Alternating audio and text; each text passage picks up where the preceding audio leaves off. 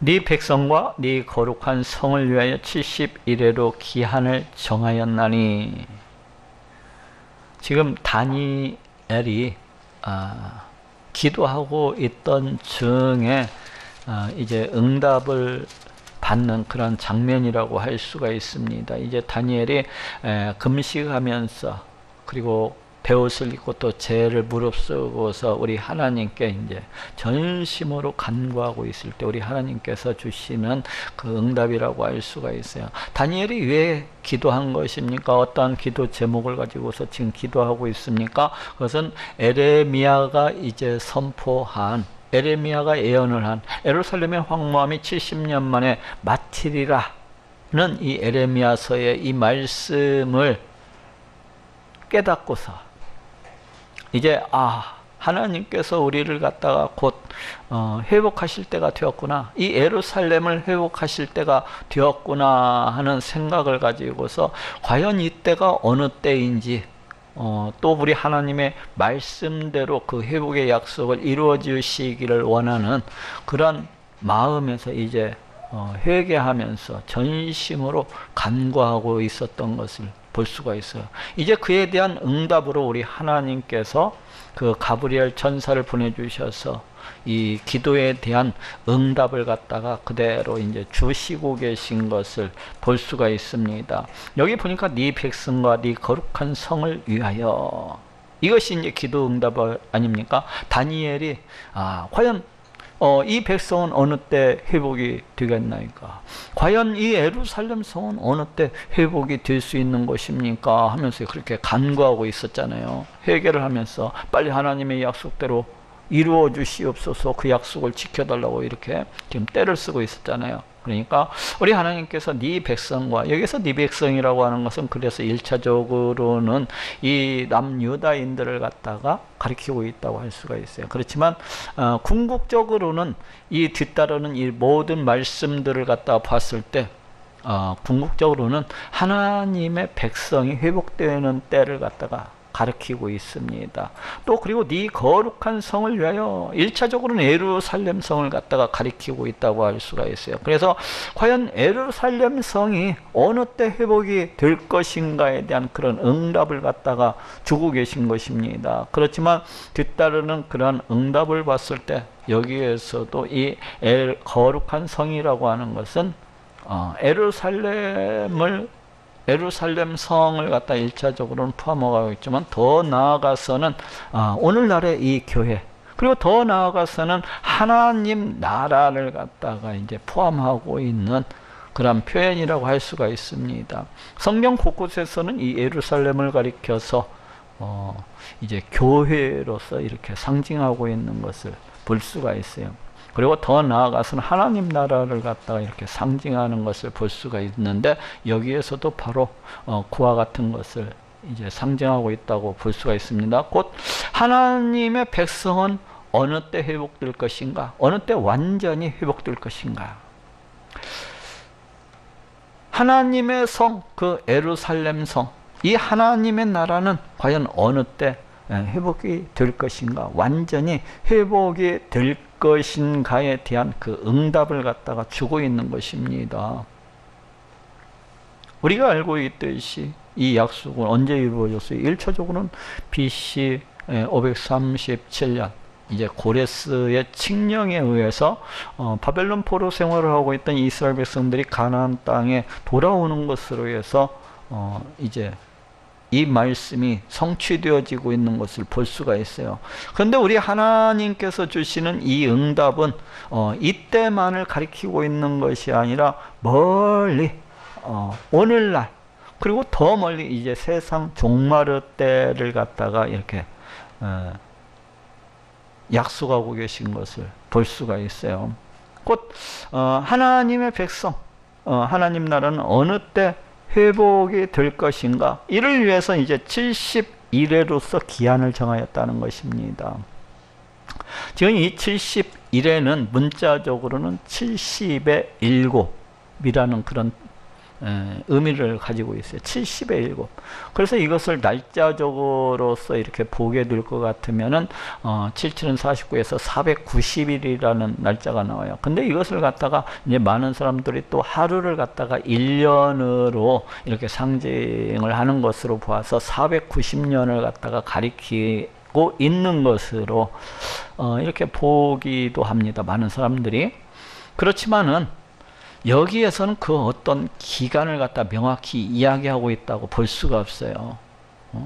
여기에서도 명확히 이게 하루를 날짜를 갖다가 가리키고 있는 것인지, 아니면 한 주를 갖다가 가리키고 있는 것인지, 아니면 1년을 갖다가 가리키고 있는 것인지 도무지 알 수가 없어요. 그냥 70의 7이라는 그러한 의미를 가지고 있기 때문에 그냥 우리가 여기에서는 그냥 우리 하나님께서 정하신 그 어떤 완전한 어떤 기간, 우리 하나님께서 정하신 어떤 그 상징적 기간을 갖다 가리키고 있다고 보는 것이 좋을 것 같습니다. 그렇게 봐야지 이것을 갖다가 연도 계산을 해서 본다든지 그러게 되면은 또 자칫하면 3000포로 빠지고 엉뚱한 곳으로 이렇게 빠질 수가 있어요. 실제적으로 교회 역사 가운데에서는 수많은 사람들이 이것을 갖다 연도로서 그렇게 계산을 하다가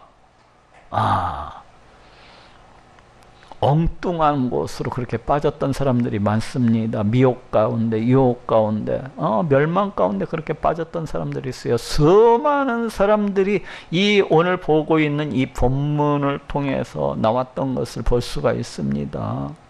지금도 또 수많은 이단들이 여기에 빠져가지고 그렇게 멸망의 길을 갖다가 걷고 있는 것을 볼 수가 있어요. 이걸 갖다가 그 연도로 날짜로 이렇게 계산을 해가지고 풀다가 시한부 종말론에 빠지는 자들이 굉장히 많습니다.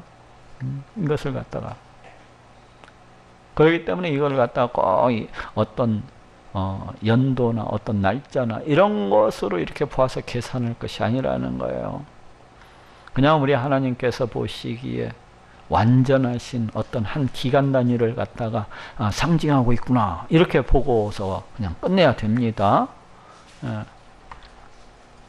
그래서 70일에로 기한을 정하였나니, 즉 70일에가 지나가게 되면은 어떤 일이 발생을 한다는 겁니까? 다니엘의 그 기도로 봤을 때는 이제 우리 하나님의 백성, 이 하나님의 나라가 온전히 회복되리라는 것입니다. 이 다니엘의 그 기도로서 봤을 때 70일의 그 기한이 지나가게 되면은 하나님의 백성들이 온전하게 회복이 되고 하나님의 나라가 그때가 되면 온전히 회복되게 될 것이라는 거예요. 허물이 마치며 죄가 끝나며 죄악이 영속되며, 죄가 끝난다, 죄악이 허물이 마친다, 죄가 끝난다, 이게 같은 의미라고 보여질 수가 있어요. 왜 그런 거니? 허물과 죄가 같은 의미에서 이렇게 사용되어지고 있습니다. 죄가 끝난다는 거예요. 죄가 허물이 맞춰진다는 거예요. 이 땅에서 죄가 끝날 수가 있습니까? 이 땅에서는 죄가 끝날 수가 없어요. 우리는 비록 우리 하나님께로부터 죄 용서함은 받았지만은 이 땅을 살아가는 날 동안에 끊임없는 그런 죄악 속에서 이렇게 살아가는 것을 봅니다. 그냥 먹고 마시는 것이 다 죄예요. 생각하는 모든 것들이 다 죄라고 할 수가 있어요.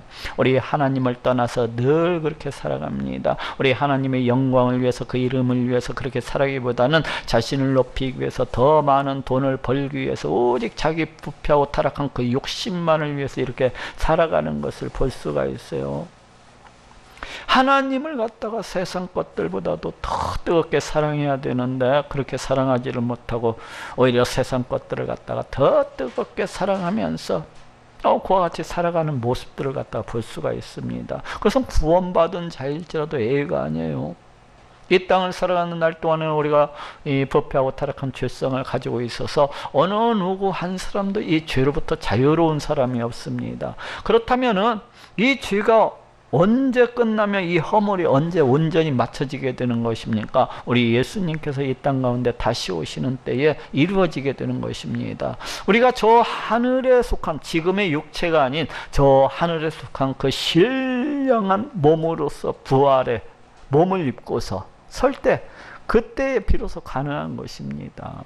부활의 그 신령한 몸, 부활의 그 거룩한 몸을 입을 때에만 우리가 이 죄악으로부터, 이 죄의 영향력으로부터 완전히 벗어날 수가 있어요.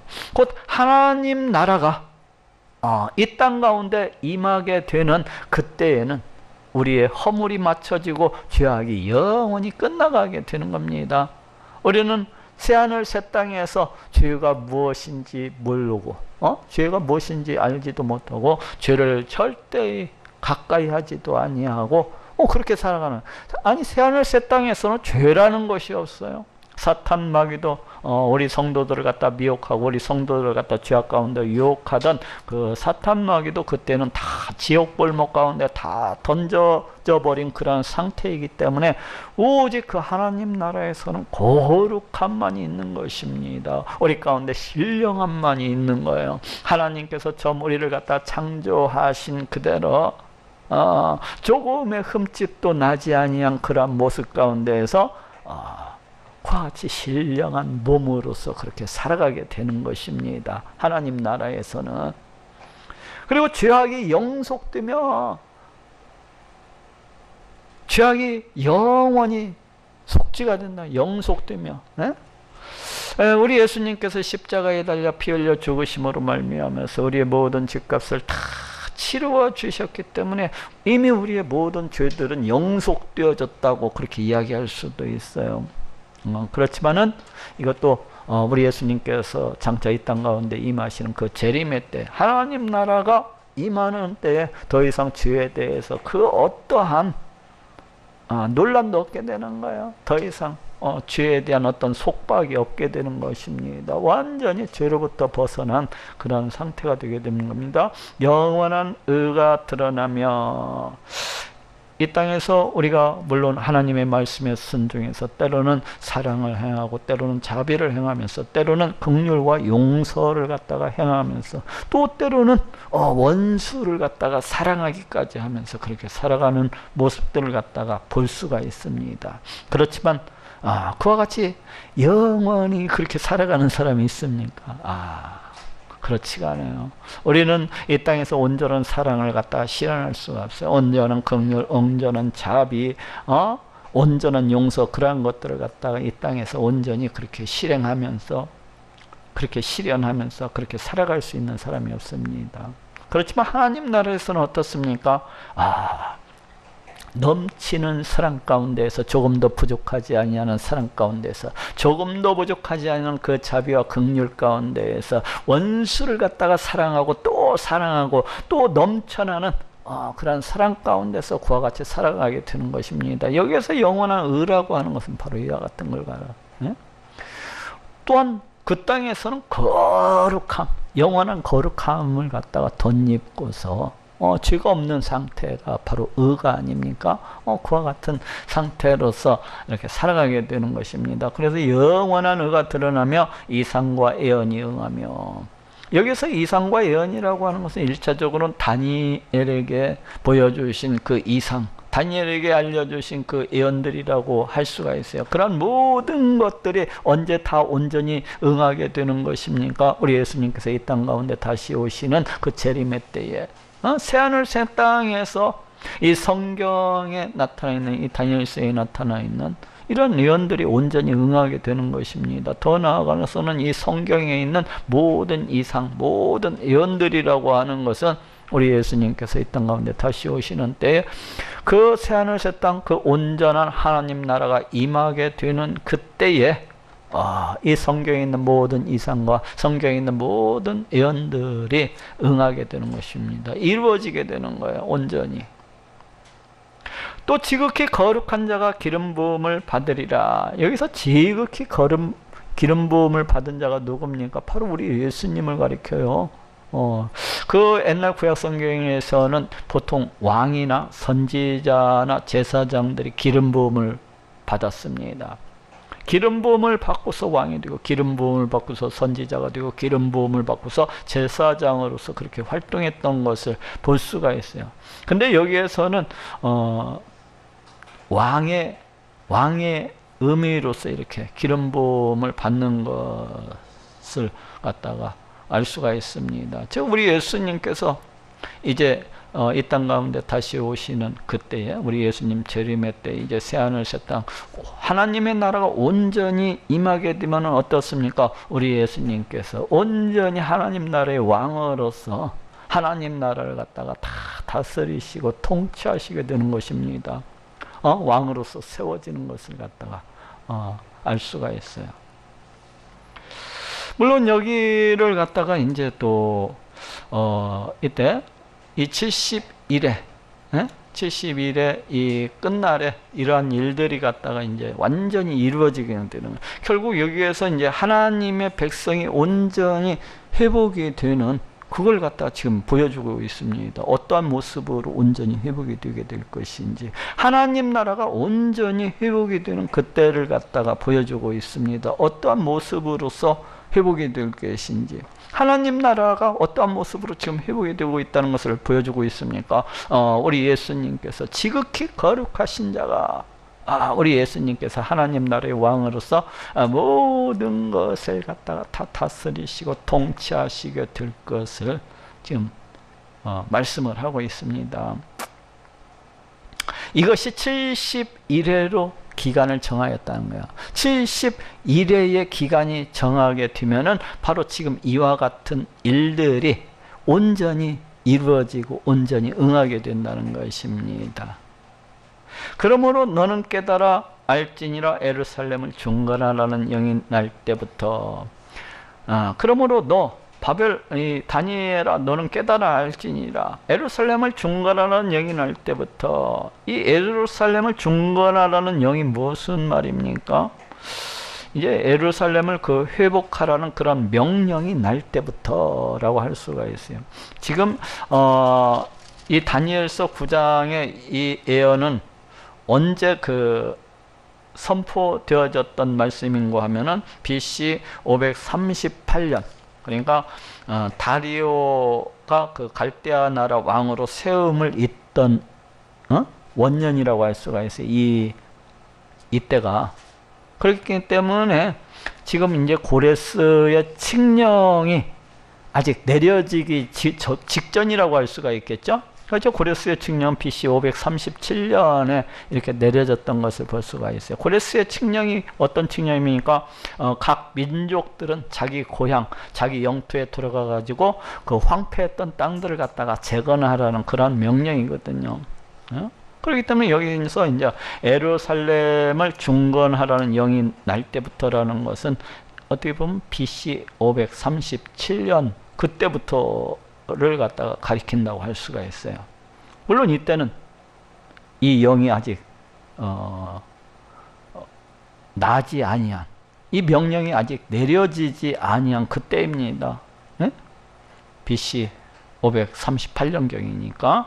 그리고 이때로부터 약 1년 정도 지나가지고 이 예루살렘을 중건하라는 영이 내려지게 되는 거예요. 그렇죠? 이때부터 기름 부음을 받은 자 곧 왕이 일어나기까지. 여기 기름 부음을 받은 자, 바로 이게 이제 예수님입니다. 원래 예수님 메시아, 그러니까 메시아라는 뜻이 기름 부음을 받은 자라는 그런 뜻이거든요. 그래서 기름 부음을 받은 자 곧 왕이 일어나기까지. 우리 예수님은 이 땅 가운데 오셔서 하나님 나라를 갖다가 세우시고 하나님 나라의 왕으로서 그 하나님 나라의 모든 것들을 다스리고 통치하시는 왕이 되십니다. 우리 예수님께서 지금도 왕으로서 우리를 갖다가 다 다스리시고 통치하고 계신 것을 볼 수가 있어요. 우리는 그 하나님 나라의 백성들입니다. 우리 예수 그리스도의 통치를 받는, 그 다스림을 받는 그 백성들이요. 우리가 그 자녀들이잖아요. 그리고 우리는 그 백성으로서, 그 자녀로서 왕이 되신 우리 예수님을 갖다가 찬양하고 높이는 것을 볼 수가 있습니다. 그래서 이 왕이 일어나기까지, 우리 예수님께서 언제 일어나신 거예요? 역사적으로는 뭐 BC 4세기경으로 이렇게 알려서 우리 예수님의 그 초림, 이 땅 가운데 오시는 때를 갖다가 지금 가리키고 있다고 할 수가 있어요. 기름 부음을 받은 자 곧 왕이 일어나기까지. 그리 우리 예수님의 그 초림 때까지 7일에와 62일에가 지날 것이요. 즉 7일에와 62일에가 지날 것이요. 이 얘기는 우리 예수님께서 예루살렘을 중건하라는 영이 날 때부터 해가지고 7일에와 62일에가 지나가게 되면은 바로 예수님께서 지금 오신다는 그 말씀이잖아요. 근데 왜 우리 하나님께서 애초 처음부터 69일에가 지나면은 69일에가 지날 것이요 이렇게 말씀하시지 아니하고 왜 7일에와 62일에가 지날 것이요 이렇게 말씀을 하고 있습니까?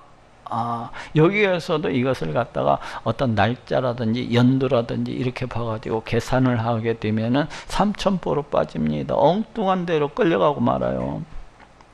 여기에서도 이것을 갖다가 그냥 상징적인 그런 기간으로서 봐야 됩니다. 7일이라고 하는 것은 우리 하나님께서 작정하신 그 온전한 기간, 그걸 갖다가 가리킨다고 이렇게 봐야 되는 거예요.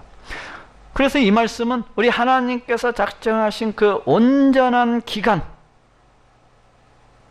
그리고 62일에가 지난 다음에 우리 예수님께서 오시리라는 겁니다.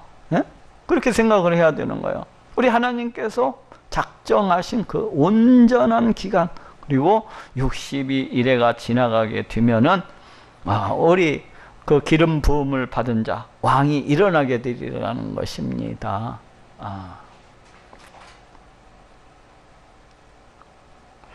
그때 곤란한 동안에 성이 중건되어 거리와 해자가 이룰 것이며 그때가 언제입니까? 바로 7일에와 62일의 기간 동안을 갖다가 가리키고 있다는 것을 알 수가 있습니다. 그때 7일에와 62일의 기간 동안 바로 그때 곤란한 동안에 성이 중건되어 이 이스라엘 백성들이 이제 바벨론 땅에서 고레스의 칙령에 의해서 해방을 받고 가나안 땅으로 돌아와서 성전을 재건하려고 했을 때 주변 수많은 민족들이 일어나 가지고 이 성전 재건을 방해를 했던 것을 볼 수가 있습니다. 그래서 성전 공사를 갖다가 중단을 하고 다시 재개하게 되는데 그것이 이들이 BC 537년에 고레스 해방령을 맞았으니까 그때로부터 무려 16년이 지나가지고 BC 521년이 되어서야 약 15년 넘게 이제 성전 재건 공사를 갖다 중단을 하고 있다가 BC 521년에 이르러서야 이 성전 공사를 재개를 해가지고 BC 516년에 성전을 갖다가 봉헌하는 것을 볼 수가 있습니다. 그 정도로 곤란한 중에 그 성전을 갖다가 재건했던 것을 볼 수가 있어요. 또 그런가 하면 나중에 이제 예루살렘 성벽을 갖다 재건할 때에도 수많은 사람들의 방해와 그 참소가 있어가지고 어려운 가운데에서 겨우 이 예루살렘 성벽을 갖다가 재건했던 것을 볼 수가 있어요. 바로 그 이야기를 갖다가 지금 예언을 하고 있는 겁니다. 그때 곤란한 동안에 성이 중건되어 지금 예루살렘 이 성전 방해 사건 그리고 예루살렘 성벽 이 방해 이러한 모든 것들이 이렇게 곤란한 가운데에서도 회복될 것이라는 예언을 주고 있는 거잖아요.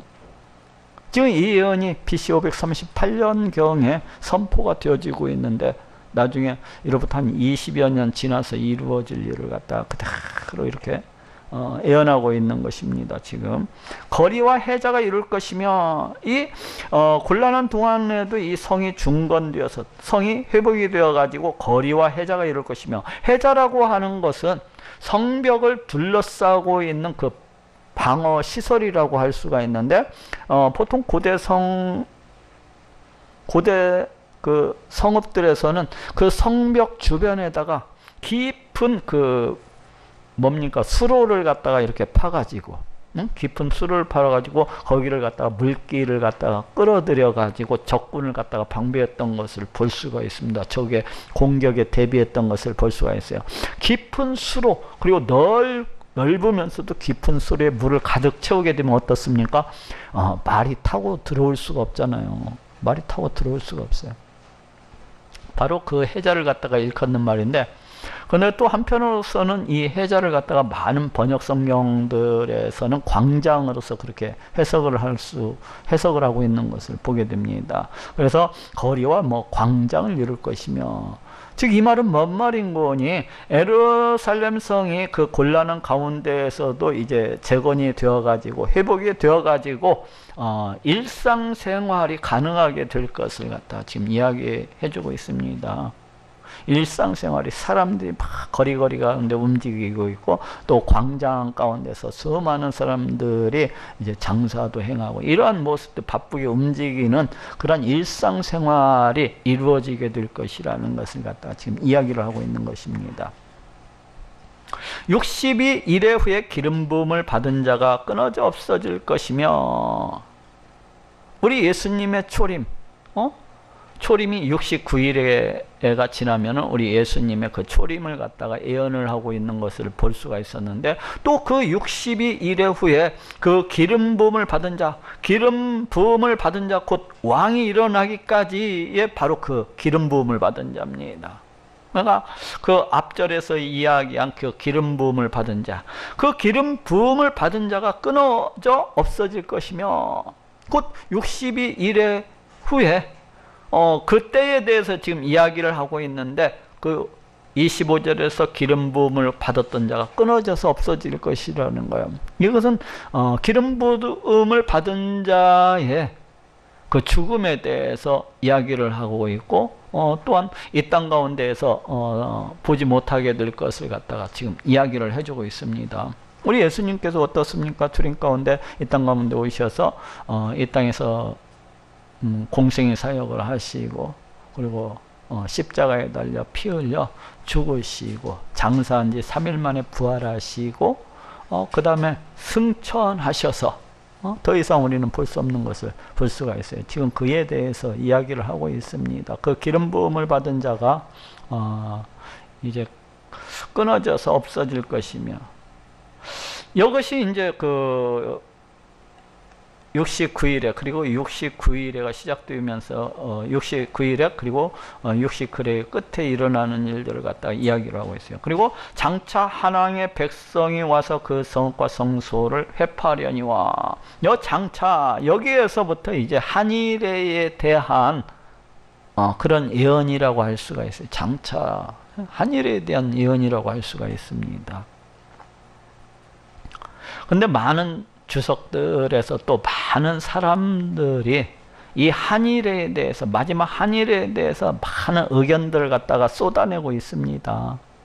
그래서 많은 사람들은 주로 어떠한 식으로 해서 이 한일회를 보고 있는가 하면은, 마지막 이 한일회를 보고 있는가 하면은, 처음에 그 7일회와 7일회가 62일회, 그럼 69일회잖아요.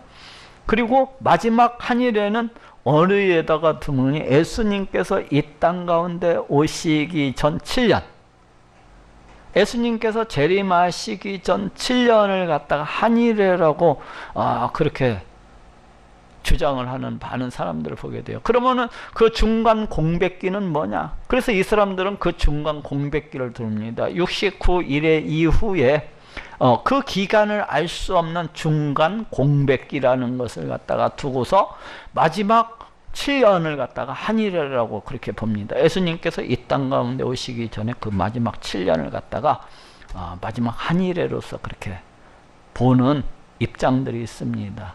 그런데 저는 그와 같이 생각하지를 않아요. 여기에서는 뭐 그 어디에서도 중간 공백기, 그 기간을 알 수 없는 중간 공백기에 대해서는 전혀 논하고 있지 않은 것을 보게 돼요. 그냥 쭉 얘기하고 있는 것이지. 그래서 저는 그 중간 공백기를 갖다가 보지 아니하고 69일회가 지난 다음에 우리 예수님께서 재림하시기 전까지를 갖다가 전부 다 한일회로서 보는 것입니다. 저는. 그러면 어떤 사람들은 그렇게 생각할 수가 있어요.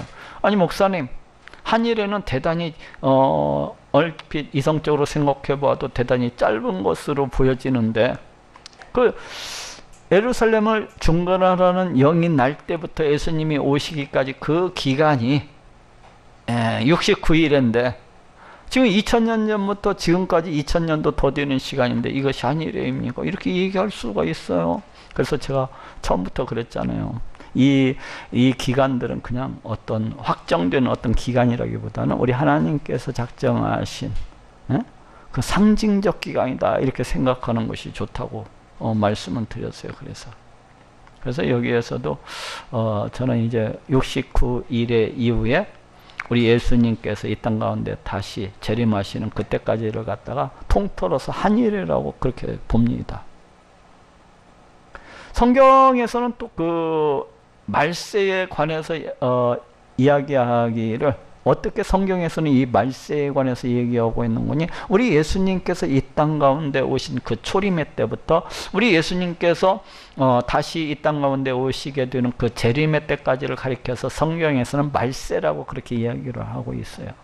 어떻게 보면 지금 우리는 말세의 시대를 살아가고 있는 것입니다. 그럼 또 어떤 사람들은 그렇게 이야기를 하겠죠. 목사님, 예수님께서 2000년 전에 오셨을 때를 갖다가 말세라면 지금도 말세라고 하면 말이 됩니까? 이게 말이 안 될 수가 있어요. 그래서 우리 예수님께서 2000년 전에 이 땅 가운데 오셨을 때는 말세 지초, 그리고 지금은 우리 예수님께서 이 땅 가운데 오실 날이 심히 가까운 말세 지말이라고도 할 수가 있어요.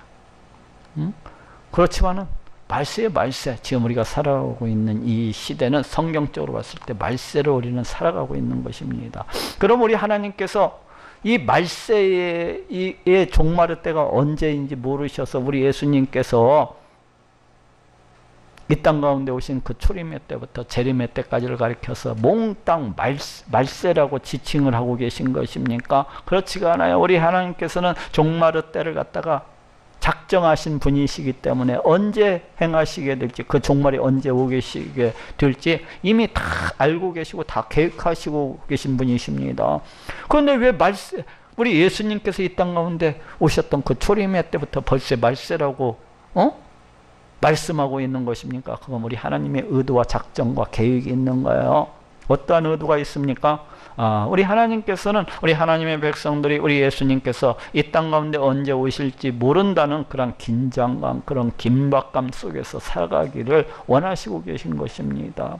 늘 우리 예수님께서 어느 순간에라도 재림하실 수 있으시다는 그런 긴장감, 그런 긴박감을 가지고서 살아가기를 원하시기 때문에 그래요. 그래서 예수님의 초림의 때라고 그렇게 말세라고 말씀을 하고 계신 것입니다. 우리 하나님의 미련에서 우둔해서 그렇게 칭하고 있는 것이 아니고. 그래서 여기에서 이 한일회라고 하는 것도 역시 마찬가지예요. 여기에는 우리 하나님의 의도, 작정, 계획이라는 것이 있어요. 그게 뭡니까? 말세와 마찬가지로 마지막 한일회를 두심으로 해서 우리 성도들이 이 땅 가운데 살아가면서 언제든지 우리 예수님께서 이 땅 가운데 다시 오실 수 있다는 그런 긴박감, 그런 긴장감을 가지고서 살아가라고 이렇게 마지막 한일회를 갖다가 두시고 그때가 언제부터 시작이 됐습니까? 우리 예수님의 초림 때부터. 지금 우리는 마지막 한일회를 갖다가 살아가고 있다고 할 수가 있어요. 마지막 한일회를 갖다가. 그래서 여기에서 장차는 이제 그 마지막 한일에 대한 설명이라고 할 수가 있습니다. 장차 하나님의 백성이 와서 그 성읍과 성수를 회파하려니와 그의 종말은 홍수의 억몰일 같을 것이며. 그런데 우리 하나님께서 이 마지막 한일회를 갖다가 이제 말씀을 하시는데 마치 창틀에다가 그 창문을 끼워 맞추듯이 이 예언의 말씀을 주시고 계신 것을 볼 수가 있습니다.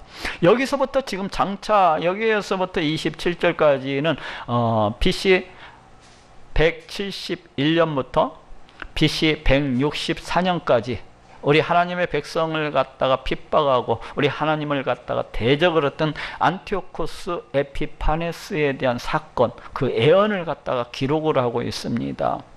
지금 이 예언의 말씀은 BC 538년에 주어진 것을 알 수가 있는데 이때로부터 약 300여 년도 더 지나서 이루어지게 될 그 안티오쿠스 에피파네스라는 그 적그리스도를 예표하는 인물에 대한 사건을 여자리 가운데 끼워 넣고 있는 것을 볼 수가 있어요.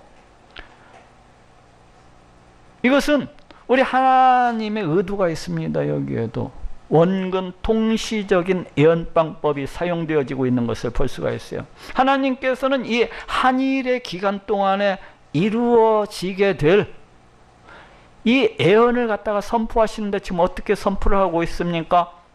안티오쿠스 에피파네스의 그 우리 하나님을 대적하는 사건, 그리고 하나님의 성도들을 갖다가 비판하고 박해하는 이 사건을 갖다가 마치 창틀에다 창문을 끼워 넣듯이 이와 같이 함으로 해서 장차 한일의 동안에 나타나게 될 이 적그리스도의 활동을 예언을 하고 계신 것입니다.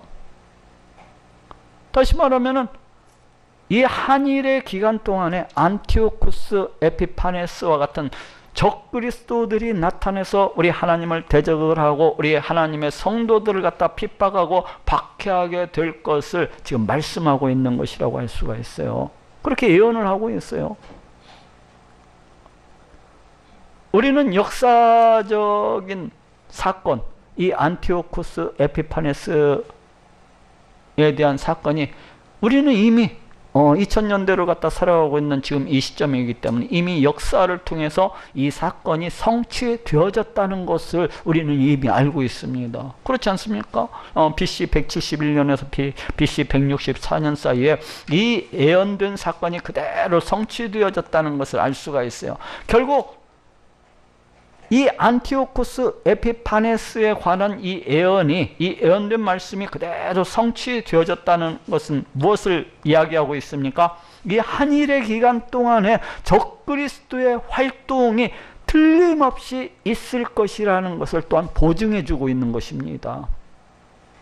앞선 그 사건의 성취를 통해서 장차 적그리스도의 활동이 나타나리라는 것을 갖다 보증해 주고 있는 거예요. 이것이 바로 원근 통시적 예언의 방법의 그 한 결과물이 아닙니까? 예. 그래서 여기에서도 이제 이것을 갖다가 1차적으로는 안티오쿠스 에피파네스에 대한 사건으로서 그렇게 해석을 해나가고, 그리고 궁극적으로는 한일의 기간 동안에 예수님의 초림부터 예수님의 재림 사이에 나타나게 될 적그리스도가 활개치는 그런 관점에서 이 본문을 갖다가 이렇게 해석을 이제 해나가고자 해요.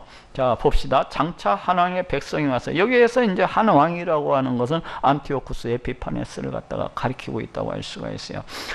안티오쿠스 에피파네스가 그 군대를 이끌고 와서 그 성읍과 성수를 회파하려니와, 이 성읍이 뭡니까? 예루살렘. 이 예루살렘 백성들을 갖다가 10만 명도 더 넘게 이렇게 잡아 죽였다고 그래요. 안티오쿠스 에피파네스가.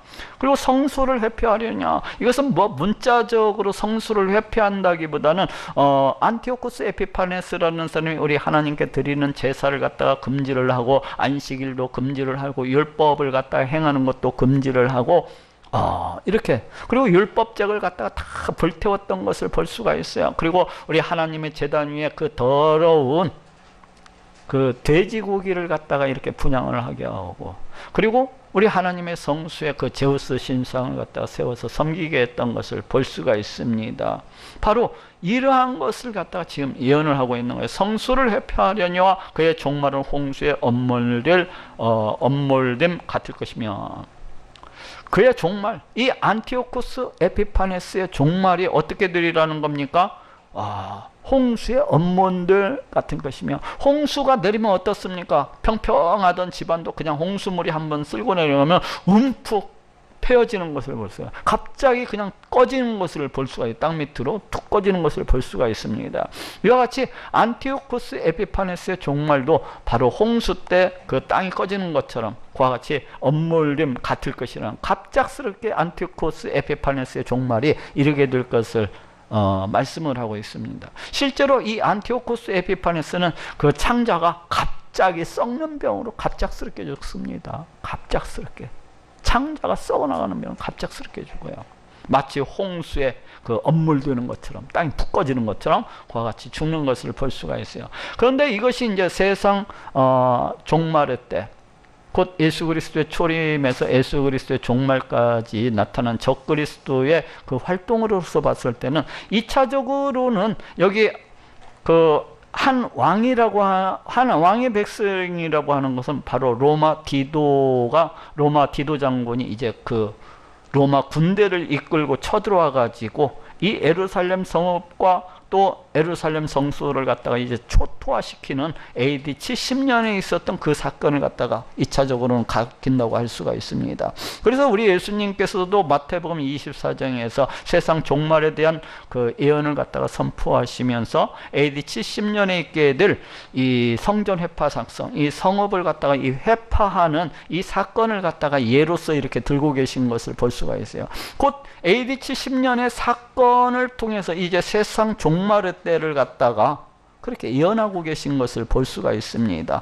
그래서 여기에서도 이제 이 한왕의 백성이라고 하는 것은 AD 70년에 이제 로마 군대를 이끌고 이 예루살렘 성읍을 치고 그 성소를 갖다가 돌아놔도 남기지 않고 다 허물어뜨리고 회파했던 이 디도 장군을 갖다가 가리킨다고 할 수가 있어요. 즉 디도 장군도 어떻게 보면 적 그리스도를 갖다가 예표하는 그런 인물이라고 할 수가 있습니다. 그런데 세상 종말의 때 이 한일의 기간 동안에는 어떻다는 겁니까? 적 그리스도가 그 추종자들을 이끌고 우리 하나님의 백성들, 이 교회를 갖다가 핍박하고 박해할 것을 갖다가 예언하고 있는 사건이라고 할 수가 있습니다. 이 성읍이 뭐예요? 하나님 나라. 이 성수가 뭡니까? 오늘날로 말하면 교회라고 할 수가 있어요. 우리 하나님의 성전된 이 교회라고 할 수가 있습니다. 그래서 적그리스도가 이 하나님의 성전된 이 교회를 갖다가 회파하고 박해하고 핍박하게 될 것을 갖다가 예언하고 있는 사건이라고 할 수가 있어요. 그렇지만 그 적그리스도의 종말은 어떠리라는 겁니까? 갑자기 홍수에 함몰되는 것처럼 종말이 임하게 된다는 것이죠. 그의 종말 홍수의 엄물 같은 것이며 또 끝까지 전쟁이 있으리니 황폐할 것이 작정되었느니라. 즉 한일의 기간 동안에 나타나게 될 이 사건 중에 주요한 특징 중에 하나가 뭡니까? 끝없는 전쟁이 끝없는 전쟁. 그래서 황폐화될 것이 작정됐다는 것. 이 지구 곳곳에서 끊임없는 전쟁들이 일어나고 있는 것을 볼 수가 있어요. 지금도 끊임없는 총성이 지구촌 여기저기에서 울려 퍼지고 있는 것을 볼 수가 있습니다. 어떻게 됐다는 거예요? 황폐할 것이, 전쟁에 의해서 황폐할 것이 작정이 됐다는 것입니다. 우리 하나님의 주권적 성립 가운데서 이 모든 일들이 이루어지고 있다는 것을 알 수가 있습니다. 그가 장차 많은 사람으로 더불어 한일의 동안에 언약을 굳게 정하였고, 여기서 그가 누굽니까? 안티오코스 에피파네스를 가리켜요. 많은 사람으로 더불어. 이 안티오코스 에피파네스라고 하는 사람은 이 유대인들과 원래 평화의 조약을 갖다 이렇게 맺습니다. 그래갖고 이 유대인들을 갖다 다 안심시킨 다음에 갑자기 쳐들어와 가지고 그 유대인들을 갖다가 죽였던 그런 사람이에요. 그래서 그가 장차 많은 사람으로 한일의 동안 언약을 굳게 정하였고, 이 사단의 그 속임수죠. 오늘날 어떻게 보면 이 공산주의 자들이 취하는 이런 모습과도 비슷합니다. 공산주의자들이 어떻습니까? 그 면전에서는 막 평화를 이야기하고 그러지만 뒤에서 갑자기 그렇게 해놓고 치지 않습니까? 그 공산주의자들의 그 전략과도 비슷합니다. 이 사탄이 하는 일은 어디에서나 똑같은 것 같아요. 언약을 굳게 정하겠고, 그래서 이 적그리스도가 어떻게 하는 것을 궁극적으로는 의미하고 있습니까? 하나님의 백성들과 그 평화의 조약을 맺는 것처럼, 그렇게 좋은 관계를 갖다 유지하는 것처럼 이렇게 하리라는 거죠. 사탄의 그 미혹, 사탄의 유혹이라고 할 수가 있어요. 그가 그 일의 절반의 제사와 예물을 금지할 것이며, 이 안티오코스 에피파네스가 어떻게 했습니까? BC 167년 그경부터 제사와 예물을 갖다가 금지했던 것을 볼 수가 있습니다. 곧 이것을 갖다 한일의 동안의 궁극적인 그 어떤 예언을 갖다가 말씀하고 있다면은 적그리스도가 어떻게 합니까? 처음에는 이렇게 그 하나님의 백성들과 좋은 관계를 갖다가 갖고 있는 것처럼 하지만 결국에는 그 절반에 이르러서는 우리 하나님의 백성들이 그 예배를 우리 하나님께 나아가지 못하도록 핍박을 하고 그와 같이 박해를 하게 될 것을 갖다가 얘기를 하고 있는 거예요. 또 잔포하며 미운 물건이 날개를 의지하여 설 것이며, 여기 잔포하여 미운 물건이 날개를 의지하여서는 안티오쿠스 에피파네스가 성수에 무엇을 세웠습니까? 제우스 신상을 갖다가 세웠던 것을 볼 수가 있어요. 근데 우리 예수님께서는 세상 종말 때에 관해서 이 얘기를 하면서 멸망에 가증한 것이 이제 성소 가운데 세운 것을 보거든 도망치라고 이렇게 말씀하고 계신 것을 볼 수가 있습니다. 그것은 이 AD 70년의 사건이라고서 본다면 여기 로마 군기라고도 볼 수가 있어요. 로마 디도 장군이 성전을 회파하고 그 성전 자리에다가 군기를 갖다가 꼽아떴던 그러한 것들을 갖다가 이야기한다고 볼 수가 있습니다. 그렇지만 궁극적으로는 적그리스도가 활동하는 그러한 것을 갖다가 의미한다고 봤을 때는 오늘날 교회 가운데 그 잔포하고 미운 물건이 무엇이겠습니까? 그것은 이단 사상이라고 할 수가 있어요. 자유주의라든지 다원주의라든지 또 우리 하나님의 창조론을 부인하는 이 진화론이라든지 바로 이와 같은 사상들이 이제 교회 가운데 들고 날뛰게 될 것을 갖다가 이야기하고 있는 것이라고 할 수가 있습니다. 그래서 미운 물건이 날개를 의지하며 살 것이며, 이러한 사상들이 신속히 우리 하나님의 성전이 이 교회 가운데 퍼져나갈 것을 갖다가 예언하고 있다고 볼 수가 있습니다. 또 이미 정한 종말까지 진노가 황폐케 하는 자에게 쏟아지리라 했느니라. 우리 하나님께서 정하신 종말이라는 것은 분명히 있습니다. 그 종말의 날까지 진노가, 우리 하나님께서 적그리스도의 활동을 갖다가 묵인하고 내버려 두시지만은 어떻습니까? 적그리스도는 끊임없는 우리 하나님의 진노와 우리 하나님의 분노를 갖다가 쌓고 있는 것을 볼 수가 있어요. 우리 하나님께서 참으시고 또 참으시지만은 이제 정한 종말의 때가 되면은 어떻게 합니까? 그 황폐케 하는 자, 그 적그리스도에게 그 분노를 갖다가 쏟아 부으시는 것입니다. 그래서 이 적그리스도는 그 정한 종말까지 우리 하나님의 진노를 갖다가 쌓아가는 자라고 할 수가 있어요. 우리 하나님의 분노를 갖다가 같이 쌓아가는 자라고 할 수가 있습니다. 지금은 한일의 때라고 할 수가 있는 그러한 시대를 우리는 살아가고 있습니다. 한일의 때, 적그리스도가 여기저기에서 들고 날뛰는 그러한 시대를 갖다가 이렇게 살아가고 있다고 할 수가 있어요. 이 다니엘서 예언된 우리 하나님의 말씀이 우리 가운데 그대로 성취되어지고 있는 것을 얼마든지 보고 목격을 할 수가 있습니다.